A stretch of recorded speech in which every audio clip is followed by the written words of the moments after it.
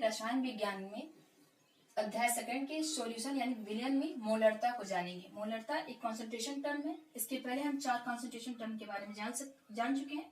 द्रव्यमान प्रतिशत, आयतन प्रतिशत, द्रव्यमान आयतन प्रतिशत और पीपीएम। मोलरता, इसमें आपको नजर आ रहा हो क्या करें, मोल फिर रता, यानी इससे पहले हमें जाना पड़ेगा कि मोल क्या होता है। ठीक है, तो मोल एक एसआई मात्रक होता है। पहले आप जान लीजिए मोल क्या होता है। तो मोल एक एसआई मात्रक यानी एसआई यूनिट होता है। ठीक है, और एक मोल में मोल को प्रदर्शित किससे करते हैं, तो मोल को हम स्मॉल एन से प्रदर्शित करते हैं। और एक मोल में उपस्थित अणुओं की संख्या 6.022 × 10⁻³ होती है।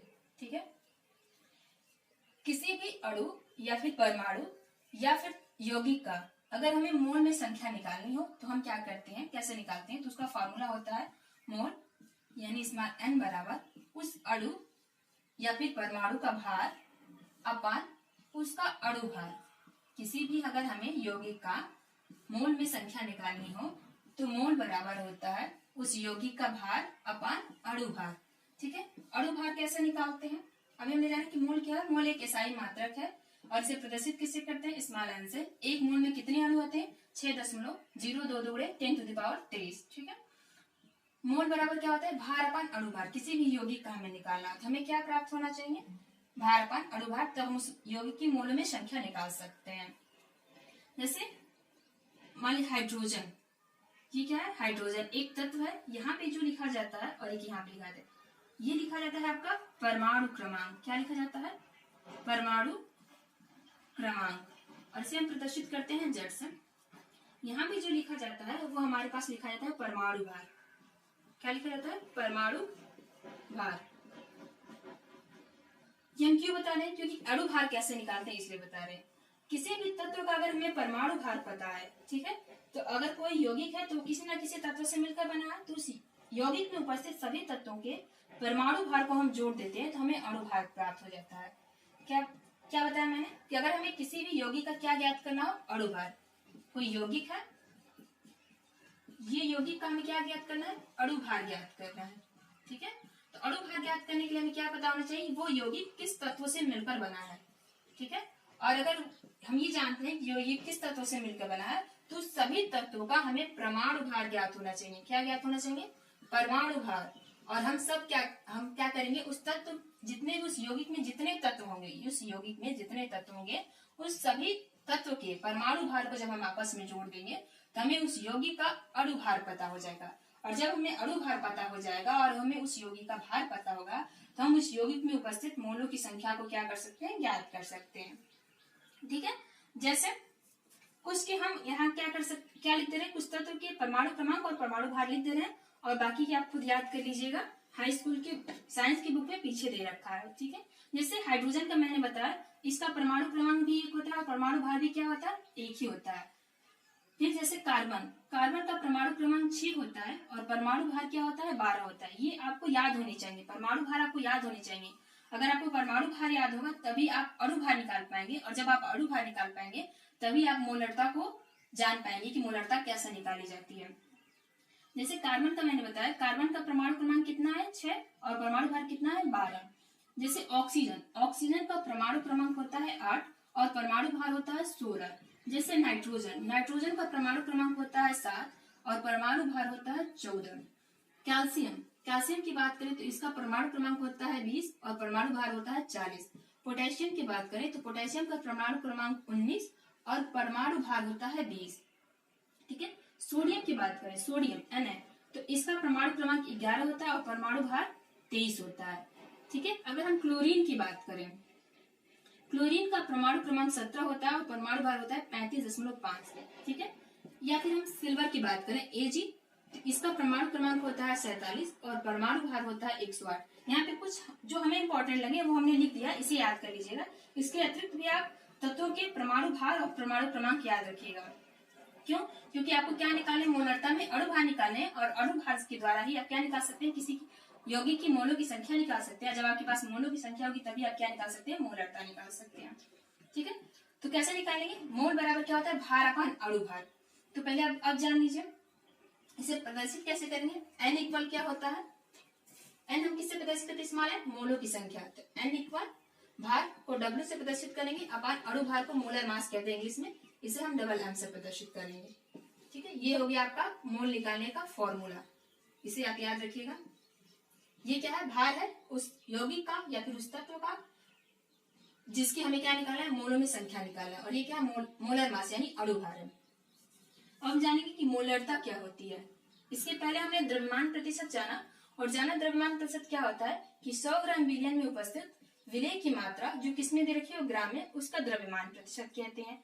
आयतन प्रतिशत हमने जाना कि 100 ml विलयन में उपस्थित विलेय की मात्रा जो किसमें दे रखी है ml में, उस विलेय का आयतन प्रतिशत कहते हैं।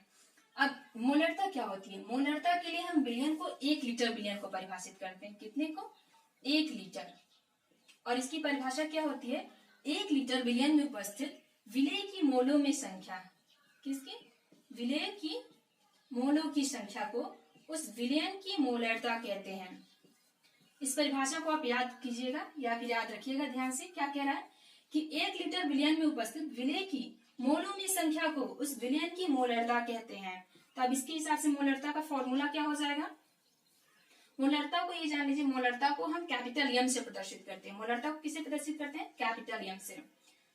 तो यहाँ पे हम लिख दे रहे हैं मोलरता बराबर विलेय की मोलों में संख्या, विलेय की मोलों में संख्या अपान विलयन का आयतन लीटर में, किसमें, विलयन का आयतन लीटर में। ये हमारे पास किसका सूत्र होता है, मोलरता का। किससे, विलयन की हमें मोलरता ज्ञात करनी हो तो हमें क्या ज्ञात होना चाहिए, विलेय का मोलों में संख्या अपान विलयन का आयतन किसमें, लीटर में। तो हमने मोलरता की परिभाषा बताई कि किसी विलयन में, किसी 1 लीटर विलयन में उपस्थित विलेय की मोलों में संख्या को ही उस विलयन की क्या कहते हैं, मोलरता कहते हैं। अच्छा बताइए, आपके पास आयतन अगर लीटर में दे रखा तो आप ये फॉर्मूला लगा देंगे, पर अगर आपके पास आयतन लीटर में ना देखे ml में दे रखा हो, किसमें दे रखा हो, ml में, तो आप क्या करेंगे, इस फॉर्मूले में लीटर को किसमें चेंज करेंगे, ml में। तो जब हमें लीटर को ml में चेंज करना होता है तो हम क्या करते हैं, 1000 से भाग दे देते हैं। अगर हमने इस फॉर्मूले में यहाँ पे 1000 से भाग दे दिया तो ये 1000 कहाँ जाएगा, ऊपर जाएगा, और यहाँ पे क्या हो जाएगा, गुणा हो जाएगा। तो अगर आपके पास आयतन लीटर में न देकर ml में दे रखा हो तो हम कौन सा फॉर्मूला लगाएंगे, अगर लीटर में दे रखा है तो यही फॉर्मूला लगाएंगे। अगर हमारे पास ml में दे रखा हो तो हम क्या लगाएंगे, मोलरता बराबर विलेय की मोलों में संख्या, विलेय की मोलों में संख्या अपान विलयन का आयतन, विलयन का आयतन। अगर ये किसमें हुआ, ml में, तो हम किससे मल्टीप्लाई कर देंगे, 1000 से। ये हमारे पास क्या हो जाएगी, मोलरता। कब, जब हमारे पास विलयन का आयतन किसमें दे रखा हो, ml में। और हमने बताया कि विलेय की मोलों में संख्या कैसे निकालेंगे, मोल बराबर क्या होता है, मोल में संख्या निकालने के लिए भार अपान अणु भार, इसको हमेशा याद रखिए कि भार अपान अणु भार। और अणु भार निकालने के लिए आपको क्या ज्ञात होना चाहिए, परमाणु भार। और परमाणु भार कैसे ज्ञात करते हैं, उसे रट के याद करते हैं। ठीक है, अब इसके आगे हम इस पे क्वेश्चन करेंगे। क्वेश्चन दे रखे हैं कि 5 ग्राम NaOH को 500 ml विलयन में घोला गया है या फिर घुला हुआ है, 500 ml विलयन में घुला हुआ है या फिर डायरेक्ट विलयन क्या है, आयतन दे रखा है, तो विलयन की मोलरता ज्ञात कीजिए। या फिर दूसरा हमारे पास क्वेश्चन दे रखा है कि 5.8 ग्राम NaCl 100 ml में उपस्थित है, यानी विलयन ही क्या है, 100 ml है, तो उसकी मोलरता ज्ञात कीजिए। तो मूल का हमने सूत्र जाना था, मूल बराबर क्या होता है, भार अपान अणु भार।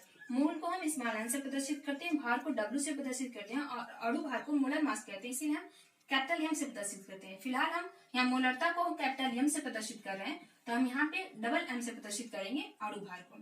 ठीक है, और अणु भार निकालते कैसे हैं, अणु भार निकालते कैसे, हम आपको निकाल के बता रहे हैं। जैसे अणु भार हमें निकालना है जल का, H2O का निकालना हो, तो हमें पता है कि हाइड्रोजन का परमाणु भार कितना होता है, 1 होता है, और यहाँ पे हाइड्रोजन कितना प्रेजेंट है, 2 प्रेजेंट है, तो हम यहाँ लिख देंगे अणु भार यानी मोलर मास इक्वल, यहाँ पे हाइड्रोजन 2 है ना, और परमाणु भार कितना होता है एक हाइड्रोजन का, 1, तो 2 हाइड्रोजन का कितना हो जाएगा, 2 से मल्टीप्लाई यानी 2 हो जाएगा। और ऑक्सीजन का परमाणु भार कितना हमने बताया आपको, 16 होता है। तो यहाँ पे क्या हो जाएगा, 16 और 2 18। और इसको हम अणु भार को AMU से प्रदर्शित करते हैं। ये आपके पास आ गया अणु भार। और किसका अणु भार आया है, ये आपका हाइड्रोजन का है। तो इसे हम शॉर्टकट में ऐसे लिखते हैं, मोलर मास इंटू H2O का। तो अगर ऐसा आपको लिखा है तो इससे आपको क्या पता चलता है, अच्छे से हम इसको लिख दे रहे हैं। देखिए, मोलर मास H2O का किसका निकाला गया है, मोलर मास H2O यानी अणु भार का, अणु भार निकाला है किसका, जल का। और कितना हमारे पास है, 18 AMU। AMU क्या होता है, अणु भार का प्रतीक होता है।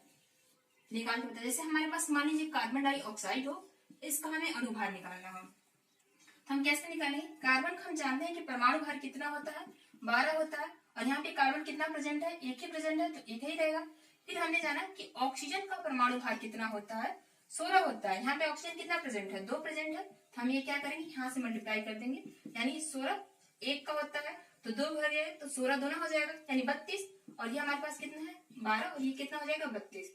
तो ये हमारे पास कितना हो जाएगा, 44। ये हो जाएगा हमारे पास कार्बन डाइऑक्साइड। और इसे प्रदर्शित कैसे करेंगे, M कार्बन डाइऑक्साइड कोष्ठ में। तो ये मोलर मास यानी अणु भार किसका है, कार्बन डाइऑक्साइड का है। ये निकालने का तरीका है। और एक चीज और जान लीजिए, मोलरता का मात्रक, मोलरता का मात्रक मोल प्रति लीटर होता है। कितना होता है, मोल प्रति लीटर होता है। मोलरता का मात्रक हमेशा क्या होता है, मोल प्रति लीटर होता है। अब यहाँ पे देख लीजिए, किस चीज का हमें अणु भार ज्ञात करना है। एक क्वेश्चन हम कर रहे हैं, दूसरा आप कीजिएगा कि 5 ग्राम NaOH को 500 ml विलयन में घुला है। कितना, क्या घुला है, NaOH घुला है। तो ये हमारे पास क्या है, विलेय है। और डायरेक्ट विलयन दे ही रखा है, विलयन कितना है, 500 ml है। तो NaOH को हमें क्या निकालना पड़ेगा, अणु भार निकालना पड़ेगा। तो हम यहाँ लिखेंगे M मोलर मास या फिर NaOH। किसका निकालना है हमें, मोलर मास NaOH का निकालना है। सोडियम, सोडियम का हमने बताया आपको कितना होता है, 23 होता है परमाणु भार। प्लस ऑक्सीजन, ऑक्सीजन का परमाणु भार कितना होता है, 16 होता है। प्लस हाइड्रोजन, हाइड्रोजन का कितना होता है, 1। तो हमारे पास कितना है, ये हो गया 40 AMU। ये किसका आया है हमारे पास, NaOH का मोलर मास आया है, यानी अणु भार आया है। अब हमें क्या चाहिए, NaOH का अणु भार नहीं चाहिए, हमें क्या चाहिए, मोल चाहिए। क्योंकि हम जानते हैं कि मोलरता का सूत्र क्या होता है, यहाँ लिख दे रहा है, मोलरता कैपिटल M इक्वल, ये क्या है आपके पास, मोलरता है। अगर कंफ्यूजन यहाँ पे डबल M कर लीजिए, मोलर मास, ठीक है। यहाँ पर भी आप डबल M कर लीजिए, मोलर मास, और आप कंफ्यूज रहेंगे कि यहाँ पे मोलरता है कि मोलर मास है। मोलरता इक्वल विलेय की मोलों में संख्या, मोल को हमेशा स्मॉल n से प्रदर्शित करते हैं, अपान विलयन का आयतन, विलयन का आयतन V से प्रदर्शित करते हैं, इंटू लीटर में, किसमें, लीटर में। ये आपकी मोलरता का सूत्र हो गया। ध्यान सुनिए क्या कहला, मोलरता इक्वल विलयन की मोलरता इक्वल विलेय की मोलों में संख्या अपान विलयन का आयतन लीटर में। क्योंकि 1 लीटर विलयन में उपस्थित विलेय की मोलों में संख्या को क्या कहते हैं, मोलरता कहते हैं। अब इस फॉर्मूले में हमें क्या चाहिए, विलेय की मोलों में संख्या चाहिए। तो फिलहाल हमने विलेय का अणु भार निकाल ले रखा है, विलेय क्या है हमारे पास, NaOH है। अब मोल में संख्या निकालने क्या करना पड़ेगा, मोल का फॉर्मूला ये होता है, मोल इक्वल भार अपान अणु भार। तो कितने ग्राम NaOH को घोला गया है, तो जी 5 ग्राम NaOH को घोला गया है। तो हम यहाँ पे रखेंगे मोल बराबर भार, आपको दे रखा होगा 5 ग्राम NaOH को घोला गया ना, तो 5। और हमने निकाल कितना रखा है इसका अणु भार, भार अपान अणु भार इक्वल मोलों की संख्या होती है, अणु भार हमने निकाल रखा है 40। इसे कैंसिल करेंगे, कितनी बार जाएगा, 1 बार। तो ये आपकी होगी मोलों में संख्या, किसकी, मोल की संख्या है, विलेय की। और विलेय क्या है हमारे पास, NaOH है। तो NaOH की मोलों में संख्या कितना है, 1/8। हमें आयतन किसमें दे रखा है, ml में दे रखा है। तो ये फॉर्मूला किसके लिए, लीटर के लिए। तो ml के लिए क्या करेंगे, 1000 से हम डिवाइड कर देंगे। तो 1000 क्या हो जाएगा, इधर आके मल्टीप्लाई हो जाएगा। तो जब ये आयतन किसमें होगा, ml में होगा। अब ये आयतन हमारे पास किसमें हो जाएगा, ml में। तो हमारे पास यहाँ क्या हो जाएगा, 1000 से मल्टीप्लाई हो जाएगा, यानी गुणा हो जाएगा। तो ये हमारे फॉर्मूला किसके लिए, जब हमारे पास विलयन का आयतन ml में दे रखा हो। तो हमने विलेय की मोलों में संख्या निकाल ली। अब हम फॉर्मूले से डायरेक्ट लिखेंगे, विलयन की मोलरता इक्वल विलेय की मोलों में संख्या 1/8 अपान विलयन का आयतन। विलयन का आयतन कितना है, 500 ml। तो अपान 500 ml मल्टीप्लाई किससे, 1000 से। क्यों, क्योंकि ये किस में दे रखा है, ml में दे रखा है। इसे हम क्या करेंगे, कैंसिल करेंगे। तो हमारे पास कितना जाएगा, 1/5 × 8 × 10। ठीक है। 5c कितनी बार में आएगा, 2 बार में, फिर 2c कितनी बार में, 4 बार में। तो ये हमारे पास कितना है 1/4। ऐसे हम क्या करेंगे, मोलरता को फ्रैक्शन में नहीं लिखते, यानी भिन्न के रूप में नहीं लिखते, दशमलव के रूप में लिख सकते हैं। तो हम इसे और कट करेंगे तो ये कितनी बार जाएगा 0.25। ये आपका है बिलियन के मोलरता। तो इसे हम प्रदर्शित m से कर सकते हैं। तो यहाँ पे हम लिखेंगे लास्ट में कि बिलियन की मोलरता इक्वल बिलियन की मोलरता बराबर दशमलव से पहले क्या लगा देते हैं 0, क्योंकि अगर उसके पास उसके पहले कोई संख्या नहीं होती तो क्या लगा देते हैं 0। तो ये आपके पास है बिलियन की मोलरता इक्वल, इससे m से कैपिटल M से प्रदर्शित करते हैं। ठीक है। अगर हमने जाना कि अगर हमें किसी भी विलयन की मोलरता ज्ञात करना हो तो हमें विलय की मोलों में संख्या ज्ञात करनी होगी। अगर मोलों में संख्या दे रखा हो तो डायरेक्ट हम क्या करेंगे, उसे फॉर्मूले में रख देंगे, और अगर नहीं दे रखा हो तो हम क्या करेंगे, उसके मोलों में संख्या ज्ञात करेंगे। कैसे ज्ञात करेंगे, तो मोल में संख्या बराबर क्या होता है, भार अपान अणुभार। अगर मोल में संख्या नहीं दे रखा होगा तो भार तो दे ही रखा होगा, तो भार अपान अणुभार। अणुभार हम क्या करेंगे, निकालेंगे। अणुभार हमने निकालने का आपको तरीका होता है कि जितने भी तत्व उपस्थित होंगे उनके परमाणु भार को अगर हम आपस में जोड़ देंगे तो हमें क्या प्राप्त हो जाएगा, अणुभार। और अणुभार को हम डबल M से प्रदर्शित करते हैं, क्योंकि इंग्लिश में क्या कहते हैं, मोलर मास कहते हैं। जैसे हमें यहाँ पे NaOH का अणुभार निकालना था तो Na का परमाणु भार कितना था, 23 था। ऑक्सीजन का कितना था, 16 था। हाइड्रोजन का कितना था, 1 था। इसे सबको हमने जोड़ दिया तो हमें क्या प्राप्त हो गया, NaOH का अणुभार ज्ञात हो गया। अब हमें इसका क्या करना था, मोल में संख्या याद करनी थी, तो हमने यहाँ इस फॉर्मूले पर रख दिया, मोल बराबर भार अपान अणुभार। तो हमें क्या ज्ञात हो गया, NaOH का मोलों में संख्या ज्ञात हो गया। अगर हम किसी विलय की मोलों में संख्या ज्ञात कर लेंगे, फिर अपन हमें विलयन का आयतन पता होगा तो इसे फॉर्मूले में रख देंगे तो हमें उस विलयन की मोलरता ज्ञात हो जाएगी। जैसे दूसरे वाले क्वेश्चन में क्या दे रखा है कि 5.8 ग्राम NaCl को 100 ml में 5.8 ग्राम NaCl 100 ml में उपस्थित है, यानी 100 ml क्या है, डायरेक्ट विलयन दे रखा है। तो आपको आयतन किसमें दे रखा है, ml में। तो आपको फॉर्मूला कौन सा लगेगा, ये वाला, मोलरता इक्वल विलय की मोलों में संख्या अपान आयतन ml में मल्टीप्लाई 1000 यानी 1000। विलय क्या है, 5.8 ग्राम NaCl है। तो हम क्या करेंगे, NaCl का अणुभार ज्ञात करेंगे। कैसे ज्ञात कर देंगे, यहाँ पे आप देख लीजिए वरना आप कंफ्यूज रहेंगे।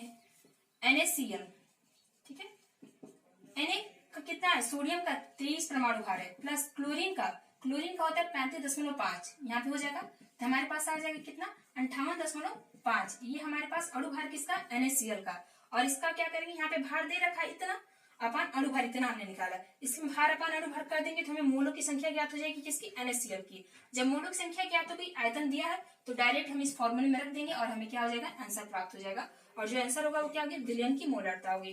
तो आपको समझ में आया होगा कि मोलरता क्या होती है, 1 लीटर विलयन में उपस्थित विलय की मोलों की संख्या को ही उस विलयन की मोलरता कहते हैं। मोलरता ज्ञात करने के लिए हम क्या ज्ञात होना चाहिए, मोल में संख्या ज्ञात होनी चाहिए। मोल में संख्या के लिए हम क्या करेंगे, भार अपान अणुभार। तो हमें उस विलय की मोल में संख्या ज्ञात हो जाएगी। और जब हमें मोल में संख्या ज्ञात हो जाएगी तो उसे फॉर्मूले में रख देंगे, मोलरता इक्वल विलय की मोलों में संख्या अपान विलयन का आयतन।